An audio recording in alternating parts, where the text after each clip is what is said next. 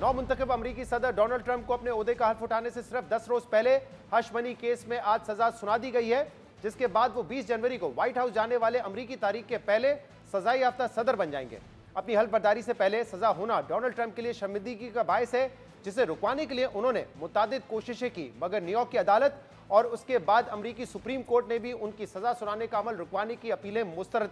कर दी और आज न्यूयॉर्क की फौजदारी अदालत ने डोनाल्ड ट्रंप को सजा सुना दी है। अदालत ने अपने फैसले में पैसे देकर छुपाने का जुर्म ट्रंप के रिकॉर्ड में शामिल करने का हुक्म दिया है, मगर अहम बात यह है कि सजा के बावजूद ट्रंप को ना जेल में कैद किया जाएगा और ना ही उन पर कोई जुर्माना होगा, बल्कि इस फैसले में ट्रंप को अनकंडीशनल डिस्चार्ज की सजा सुनाई गई है, यानी डोनाल्ड ट्रंप को मुजरिम करार देने के साथ उनकी गैर मशरूत रिहाई का फैसला किया गया है। जबकि सजा का फैसला सुनाए जाने से पहले डोनाल्ड ट्रंप ने अदालत में अपने बयान में इस केस को सियासी इंतकाम की कार्रवाई करार दिया। डोनाल्ड ट्रंप ने कहा कि यह फैसला न्यूयॉर्क और न्यूयॉर्क के अदालती निजाम के लिए धचका है। हकीकत यह है कि मैं पूरी तरह बेगुनाह हूं, मैंने कुछ गलत नहीं किया। अवाम इस अदालत में मेरा ट्रायल देख रहे थे, इसलिए वो ये समझ गए थे और जब ही लोगों ने मुझे लाखों वोट देकर सदर मुंतखब किया। अहम बात यह कि गुज़िश्ता साल मई में न्यूयॉर्क की ज्यूरी की तरफ से डोनाल्ड ट्रंप पर एक अडल्ट फिल्म स्टार को 2006 की एक अफेयर और जिनसी ताल्लुकात पर खामोशी इख्तियार करने के लिए $1,30,000 की रिश्वत देने और इस रिश्वत